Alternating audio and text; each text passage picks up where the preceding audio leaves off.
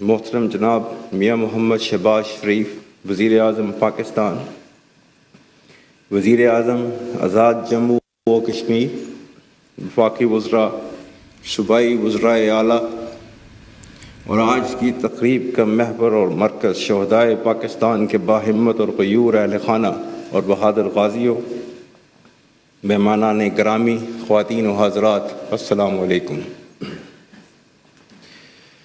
آج یوم دفاع و شہدائے پاکستان کے موقع پر میں اس وطن عظیم کے تمام بہادر شہداء اور غازیوں کو خراج تحسین پیش کرتا ہوں،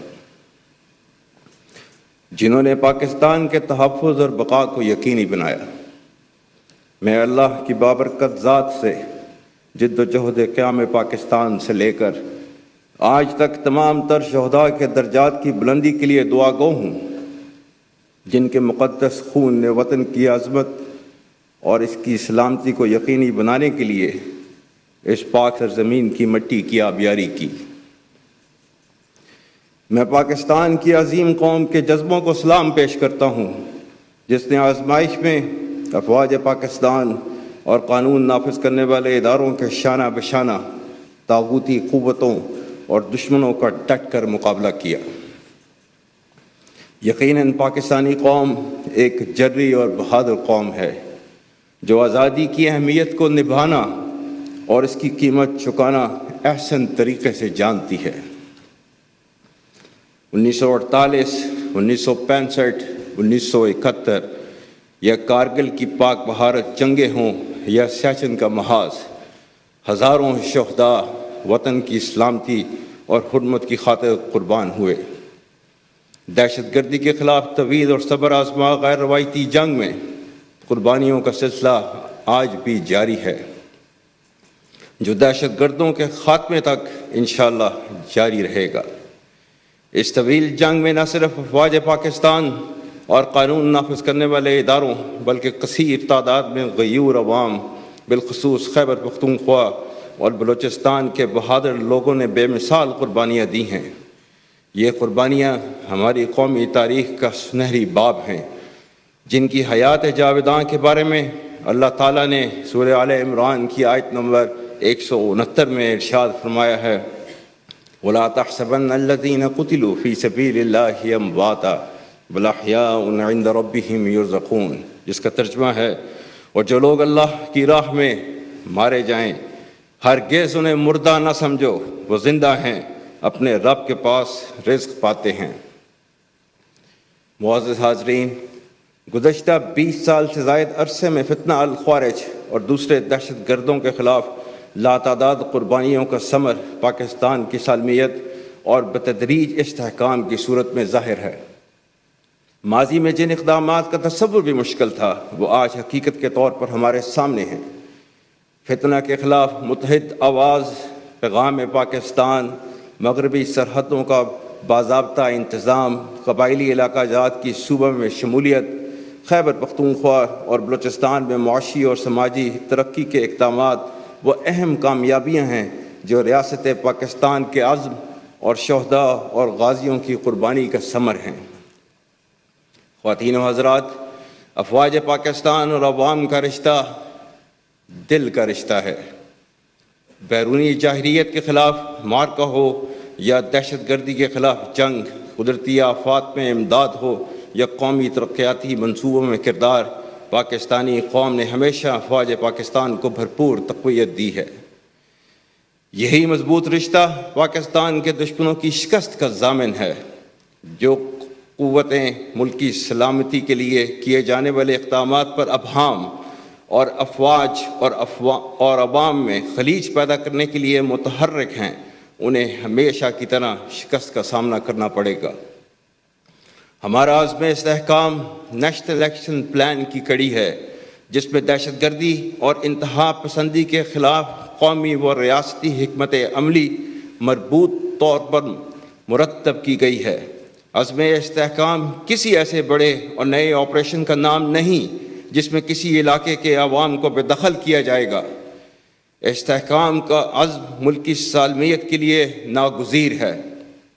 قوم میں انتشار، بے یقینی اور مایوسی پھیلانے والے تمام عوامل کو ہم اپنی ذہنی ہم آہنگی کے ساتھ ساتھ متحد ہو کر شکست دیں گے۔ قومی یکجہتی کو کمزور کرنے کے مذموم مقاصد کبھی کامیاب نہیں ہوں گے انشاءاللہ۔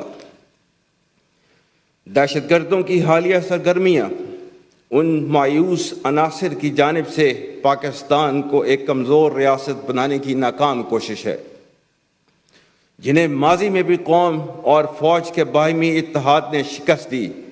غیر ملکی شہ پر فساد فی الارض برپا کرنے والوں، ان کی معاونت اور ان جرائم کا جواز اور دفاع پیش کرنے والوں پر آئندہ بھی زمین تنگ رہے گی۔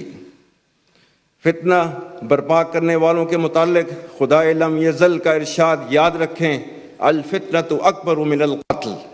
قوم کی اجتماعی دانش، نیشنل ایکشن پلان اور قرآن حکیم کے ابدی احکامات سے رہنمائی حاصل کرتے ہوئے ہم ان کو جہاں پائیں گے ان کی سرکوبی کریں گے جب تک اس فتنے کا اختتام نہ ہو جائے۔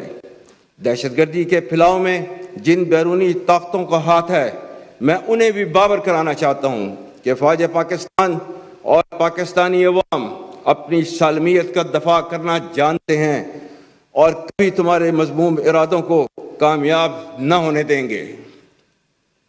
معزز حاضرین، شہداء سے وفا کا تقاضا ہے کہ ہم آئینی عزم اور امید کے ساتھ اپنے روشن مستقبل کی طرف سفر جاری رکھیں اور اس سفر میں دین اسلام کی ابدی تعلیمات، اپنی درخشندہ روایات اور اخلاقی اقدار کو ملحوظ خاطر رکھیں۔ پاکستانی قوم افواج پاکستان کے شانہ بشانہ سینہ سپر ہے اور آنے والے وقتوں تک اس کی سالمیت کا دفاع کرتی رہے گی۔ پاکستان کے روشن مستقبل پر کامل یقین پاکستانیت کا ناگزیر حصہ ہے۔ اقوام عالم میں پاکستانیت ہی وہ تصور ہے جو کسی بھی تفریق سے بالاتر ہمیں ایک باوقار قوم کا درجہ دیتا ہے۔ یہی ہماری شناخت ہے جو اس خوبصورت گلدستے کو، جس میں مختلف رنگ و نسل، عقائد، زبان اور علاقائی روایات کے لوگ موجود ہیں، کو آپس میں پروئے ہوئے ہے۔ اجتماعی سطح پر یہ لازم ہے کہ ہم اتحاد اور یگانگت کی صفات کو اپنائیں۔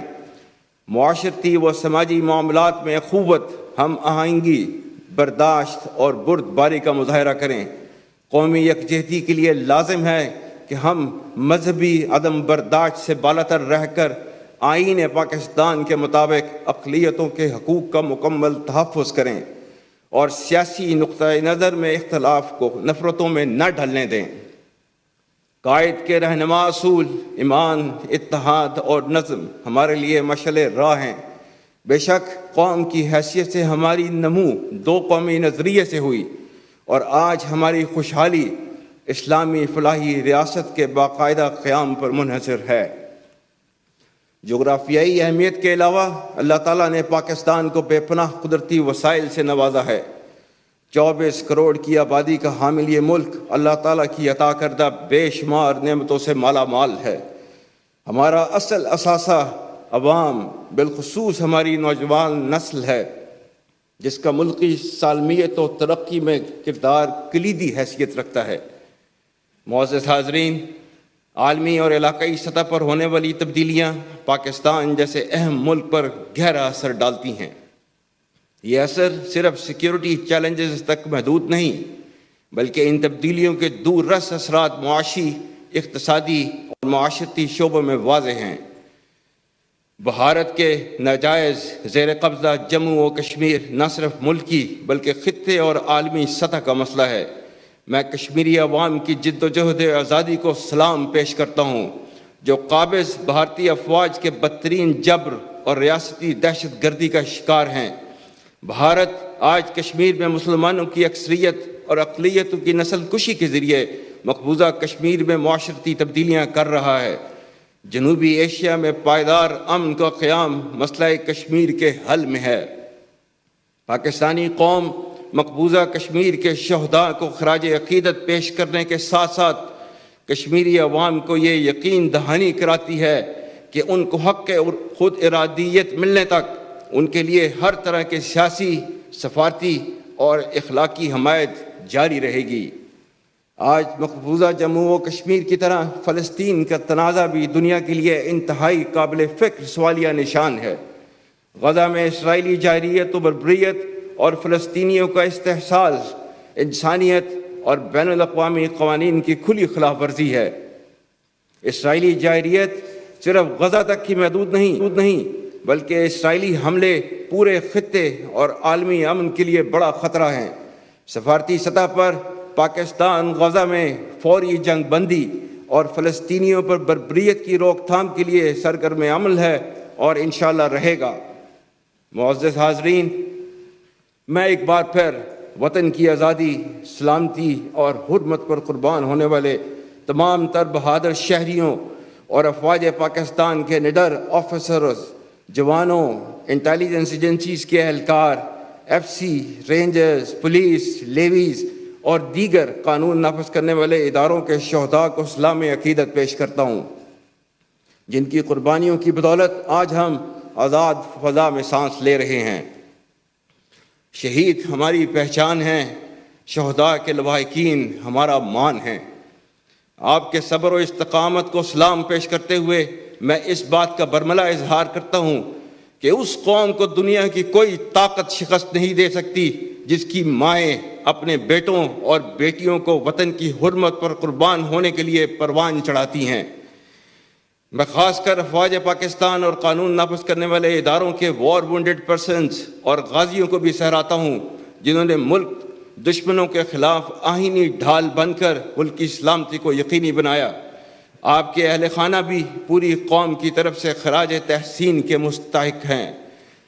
ان شہداء اور غازیوں کی لازوال قربانیوں کی بدولت میں پورے وثوق سے یہ بات کہہ سکتا ہوں کہ انشاءاللہ جب تک ان جیسے غیور سپوت اس دھرتی پر موجود ہیں، ملک کا دفاع ہمیشہ ناقابل تسخیر رہے گا۔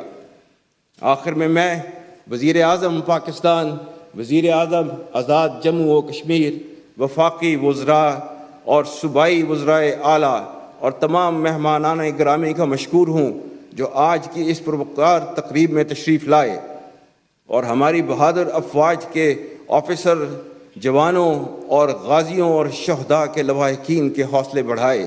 اللہ تعالیٰ ہمارا حامی و ناصر ہو۔